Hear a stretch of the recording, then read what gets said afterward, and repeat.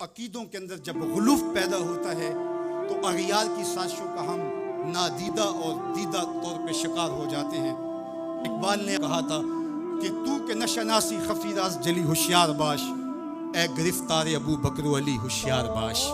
کہا تو نہیں جانتا کہ تیرے ساتھ کیا کھیل کھیلا جا رہا ہے، ابو بکر اور علی کو آپس میں مقابل کھڑا کرنے والے ہوشیار ہو جا۔ یہ اغیار کی سازش ہے، یہ دونوں کرنیں سینہ محمد عربی کی ہیں۔ ابو بکر بھی حضور کے ہیں، علی بھی حضور کے ہیں، عثمان بھی حضور کے ہیں، اصحاب بھی رسول کے ہیں، اہل بیت بھی حضور کے ہیں۔ ہم ان کی چوکھٹ کے فقیر بھی ہیں اور ان کے در کے بھی غلام ہیں۔ ہمیں تو ان کی وساطت سے دین ملا ہے، ہم ایک کا نام لے کر کے دوسرے کی نفی نہیں کر سکتے۔ سید علی المرتضیٰ فرماتے حضور نے میرے بارے فرمایا یہلک فی رجلان محب مفرط و مبغض۔ علی تیرے معاملے میں آ کے دو لوگ برباد ہوں گے۔ تیرا معاملہ حضرت عیسیٰ والا معاملہ ہے، ایک نے حضرت عیسیٰ سے بغض رکھا اور ان کی ماں پہ تہمت لگا دی، اور ایک نے حضرت عیسیٰ سے اتنی محبت کی انہیں ابن اللہ کہہ دیا، دونوں گمراہ ہو گئے۔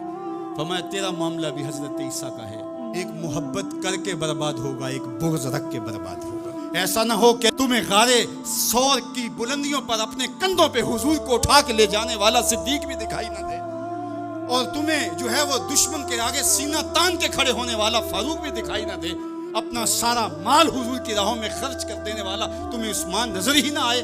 اور ایسا بھی نہ ہو جانا کہ علی کا نام لیا جائے تمہاری طبیعت میں بے چینی آ جائے، تمہارے چہرے کا رنگ بدلنے لگے، تم علی کا نام گوارا نہ کرو۔ تمہیں ٹھنڈ کیوں نہیں پڑتی، تمہیں تسکین کیوں نہیں ہوتی ہے؟ اور میں آپ کو امت وسط کے حوالے سے ایک ضروری بات وہ بھی بتانا چاہتا ہوں، اور وہ یہ کہ میرا اسلام، میرا دین امن کا دین ہے۔ قیام امن دین کے مقاصد میں شامل ہے، لیکن دوسری جانب اگر دشمن کی سرکوبی کے بغیر راستے نہ نکلتے ہو تو اسلام کہتا ہے گھوڑے تیار رکھو۔ اسلام کہتا ہے تمہاری تیغ براں اس کے سر کو کاٹتی ہوئی آگے بڑھ جائے، تم ان کے جوڑ جوڑ پہ مارو۔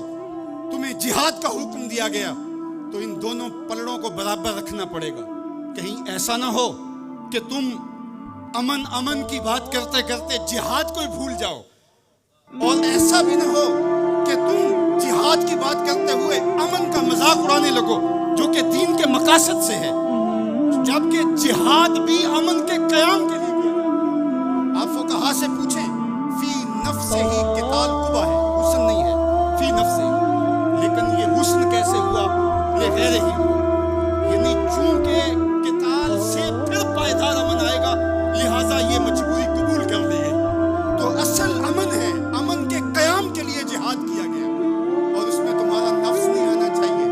حضرت علی کے منہ پہ تھوک دیا جاتا ہے، پیچھے ہٹ جاتا ہے، کالی کا نفس شامل۔ یہ ہمارا دین ہے، شہادت ہے مطلوب و مقصود مومن، نہ مال غنیمت نہ کشور۔ ہمیں جہاد کے لیے بھی شرائط دی گئی، لیکن اس کا مقصد امن کا قیام ہے۔ تو بعض اوقات ہم یہاں توازن برقرار نہیں رکھ پاتے، اور توازن